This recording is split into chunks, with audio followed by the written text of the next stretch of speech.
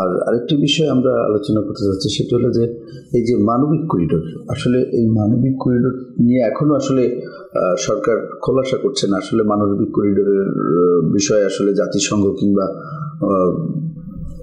স্বার্থ সংশ্লিষ্ট যে রাষ্ট্রগুলো রয়েছে, আমরা জানি যে একদিকে ভারতের স্বার্থ রয়েছে আমাদের এই করিডোর ইস্যুতে, অর্থাৎ মিয়ানমার কেন্দ্রিক, সেখানে মার্কিন যুক্তরাষ্ট্রের স্বার্থ রয়েছে, চায়নার স্বার্থ রয়েছে। তো এরকম একটা পরিস্থিতিতে, এরকম একটা মানে সময় বা এরকম একটা প্রেক্ষাপটে আসলে আমাদের এই মানবিক করিডোর দেয়া হবে কি হবে না, এই বিষয়টি আসলে নির্ধারণ করবে কে?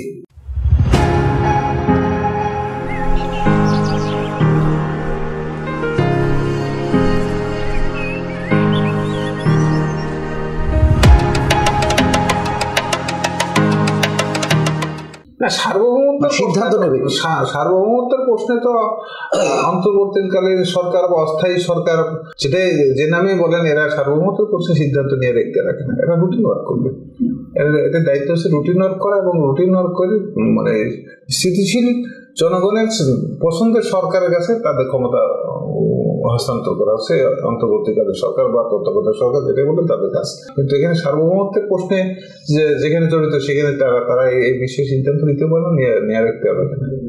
আর এই নিতে হলে তার দেশের জনগণের সেন্টিমেন্ট নিতে হবে, জনগণের যারা প্রতিনিধিত্ব করে তাদের সর্বসম্মতিক্রমে, যদি খুবই প্রয়োজন হয় তাহলে সর্বসম্মতিক্রমে সিদ্ধান্ত উপনীত হবে। ইচ্ছা করলেই কিন্তু সরকার যে কোনো সিদ্ধান্ত নিতে পারে না, যেহেতু জনগণের ভোটে নির্বাচিত নয় এই সরকার। আমরা প্রত্যাশা করবো যে এই ধরনের সিদ্ধান্ত নেওয়ার আগে অবশ্যই একটি রাজনৈতিক সমঝোতা এবং জনমত যাচাই করবেন সরকার।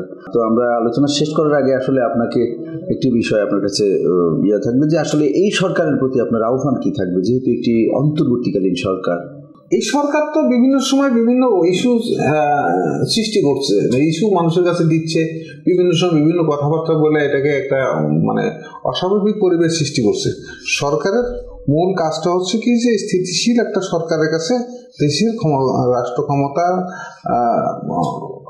হস্তান্তর করা, এই লক্ষ্যে কাজ করা উচিত। যেটা বিতর্ক জন্ম দেবে, আজকে দেখলাম যে 400 জনের মতন কি তাদের মুক্তিযুদ্ধ সনদ বাতিল করছে, এটা তো আরেকটা ইস্যু সামনে তুলে আনলেন। এক এক সময় সরকারের সরকারের যে ফাংশনটা, সেই ফাংশনটা না করে আরেকটা নতুন ফাংশন করে, কেউ বলে 5 বছর চাচ্ছে জনগণ, কেউ বলে 2 বছর চাচ্ছে, একজন এক এক কথাবার্তা বলে। কেউ সেটা কি জনগণ কত বছর চাচ্ছে, এটা তো জনগণ নির্ধারণ করে একটা প্রক্রিয়ার মাধ্যমে। সেক্ষেত্রে সরকারের মূল কাজটা হচ্ছে যে জনগণের চাপ অনুযায়ী দ্রুত জনগণের পছন্দের সরকারের কাছে ক্ষমতা হস্তান্তর করা, এটি হচ্ছে সরকার। ইসলাম টিপু, আপনাকে অসংখ্য ধন্যবাদ, আপনার মূল্যবান সময় আমাদেরকে দিয়েছেন। সুপ্রিয় দর্শক, আমাদের নিউজ ন্যারেটিভ আজকের মতো এখানে শেষ করতে হচ্ছে। আগামী পর্বে দেখা হবে অন্য কোনো অতিথিকে নিয়ে।